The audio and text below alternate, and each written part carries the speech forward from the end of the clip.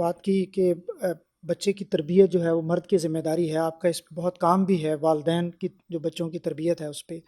ہمارے ہاں اکثر عام طور پہ لوگ کہتے ہیں کہ جی یہ بچہ اگر خراب ہے، بگڑا ہوا ہے تو اس کی ماں نے اس کی اچھی تربیت نہیں کی۔ آپ اس کو کیسے دیکھتے ہیں کہ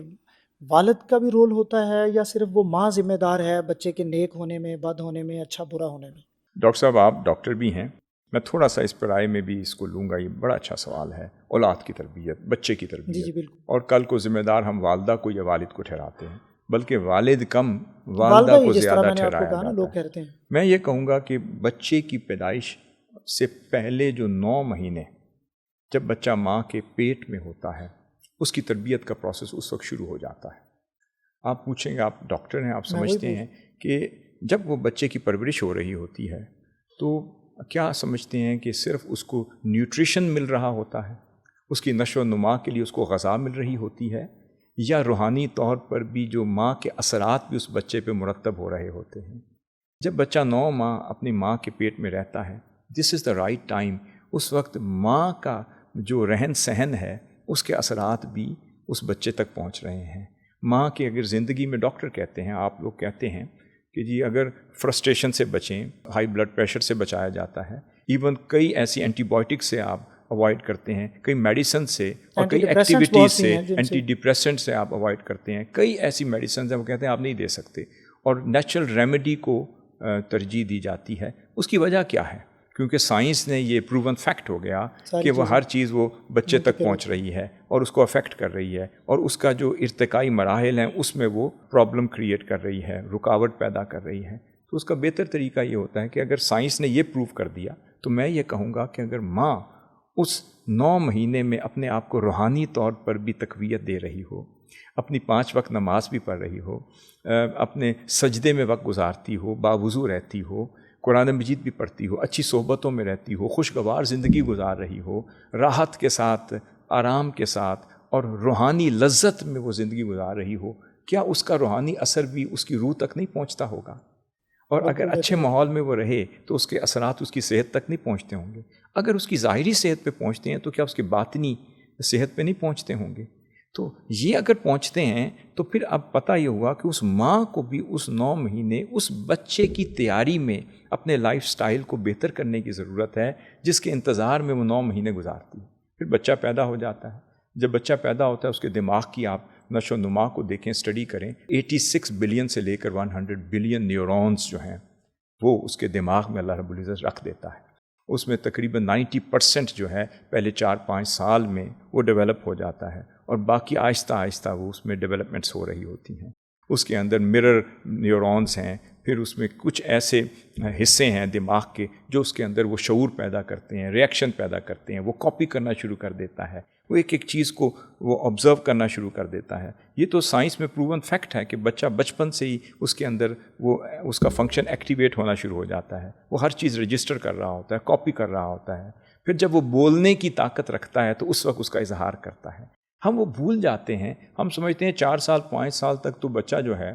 وہ تو بچہ ہے، اس کے سامنے لڑ بھی رہے ہوتے ہیں، تکرار بھی کر رہے ہوتے ہیں، ایسی ایسی مجلسوں میں جا رہے ہوتے ہیں، ہم وہ ایکٹیویٹیز بھی جاری رکھے ہوئے ہوتے ہیں، اور ہمیں اس کا خیال نہیں ہوتا کہ بچہ ہر چیز تو رجسٹر کر رہا ہوتا ہے۔ جس دن اس بچے نے وہ گالیاں جو سنتا تھا، اس نے وہ پہلا ایبیوسو ورڈ اپنی زبان سے نکالا، اس دن ہم الرٹ ہو گئے، اس دن ہم چوکنے ہو گئے، اس دن ہم نے ڈھونڈا کہ اس کا قصوروار کون ہے۔ کبھی یہ نہیں دیکھا کہ اس وقت ماں کی گود کیا کر رہی تھی، باپ کیا کر رہا تھا،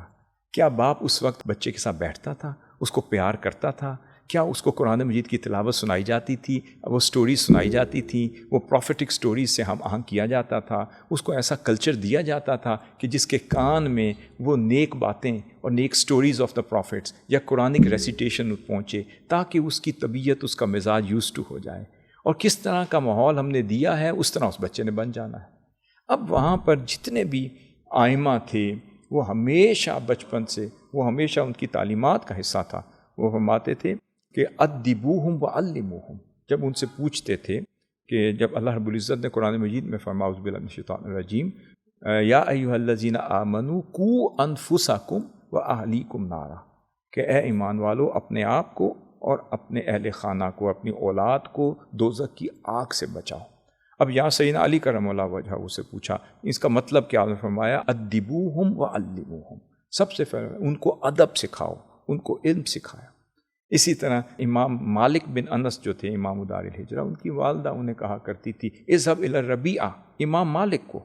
جو فقہ المالکی کے جو امام تھے، فرماتے جب میں گھر سے چلا علم حاصل کرنے، میری والدہ نے فرمایا اذهب الی الربیعہ، وہ سیدنا ربیعہ ایک بہت بڑے صوفی عالم تھے، فرمایا تعلم من ادبہ قبل علمہ، ان کے ادب سے سیکھو علم سے سیکھنے سے پہلے،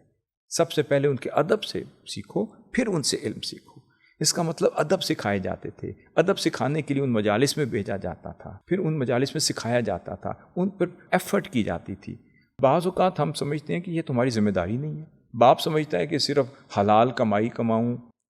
نفقہ کماؤں، میں روزگار میں مصروف رہوں، میں کما کے لاؤں، میری صرف ذمہ داری ہے، اچھے سکول میں بھیج دوں، بیمار ہو جائے تو ہاسپٹل لے جاؤں، دس از مائی آل رسپانسبلٹی۔ آقا صلی اللہ علیہ وسلم نے فرمایا نہیں، جس باپ نے اپنے بیٹے کو اچھے آداب سکھا دیے اس نے اپنا حق ادا کر دیا۔ اس لیے ادب جو ہے یہ بڑا ضروری ہے، اور ادب ذہن میں رکھ لیں کہ وہ پریکٹیکل انوالومنٹ کے بغیر نہیں آتا، وہ کاؤنسلنگ کے بغیر نہیں آتا، وہ صحبت کے بغیر نہیں آتا، وہ مجلس کے بغیر نہیں آتا۔ اور پھر ادب وہ سکھائے جو خود بھی با ادب ہو۔ اس کا مطلب ہم یہ بھول جاتے ہیں کہ ہم آرڈر کرتے ہیں بچوں کو بیٹے ایسے نہیں کرنا، سلام کرنا ہے۔ بیٹا پوچھے گا بابا میں تو آپ کو کب سے دیکھ رہا ہوں، آپ نے کبھی خود سلام نہیں کیا۔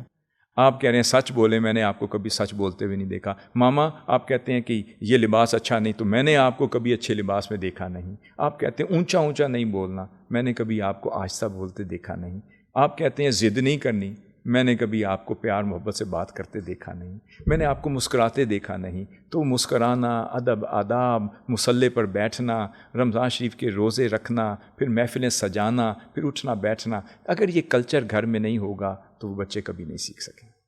ڈاکٹر صاحب ایک چیز بڑی ڈسکس ہوتی ہے اور وہ ہے میوزک کا سٹیٹس۔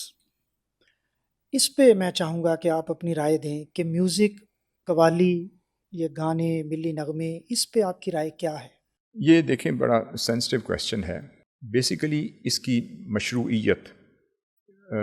اب ڈپینڈ کرتا ہے کون سا میوزک، جس کا ملی ترانے ہوتے ہیں، قومی ترانے ہوتے ہیں، یا ایسا کلام ہوتا ہے جس میں کوئی حرج نہ ہو۔ اب مسئلہ یہ ہو گیا کہ ترنم اور تغنم تو قرآن مجید کا بھی حصہ ہے، لحن تو قرآن مجید کا بھی حصہ ہے۔ اب لحن کے ساتھ قرآن مجید پڑھنا یہ تو حکم ہے۔ اب قرآن مجید کے اندر نغمگی بھی ہے، قرآن مجید کے اندر ترنم بھی ایک ردم ہے، ایک ردم موجود ہے۔ اعوذ باللہ من الشیطان الرجیم، والتین والزیتون وطور سینین، ایسے لگتا ہے جیسے صحرا سے گزر رہے ہوں۔ والشمس وضحاہا والقمر اذا تلاہا والنہار اذا جلاہا واللیل اذا یغشاہا والضحی واللیل اذا سجا۔ اب یہ ترنم تو اللہ رب العزت نے اس قرآن میں بھی رکھ دیا ہے۔ ڈپینڈ کرتا ہے کہ وہ ہم ترنم کہاں استعمال کر رہے ہیں، مگر اس کا مقصد یہ ہے کہ اللہ رب العزت کا وہ صوتی حسن ہمارے کانوں سے ہوتے ہوئے ہمارے دلوں کی کھڑکیوں میں داخل ہو جائے اور ہمارے من کی کایا بدلتی چلی جائے، ہم اللہ رب العزت کے کلام کے ساتھ مائل ہوتے چلے جائیں، اس میں ڈوبتے چلے جائیں، اس کے اسرار سے واقف اور اس کی معرفت سے واقف ہوتا چلے جائیں۔ اب اگر ہم اس موسیقی کو اس مقصد کے لیے، مثلا اس فن کو، یہ فن ہے، اب سبع قرات انزل القرآن علی سبعۃ احرف،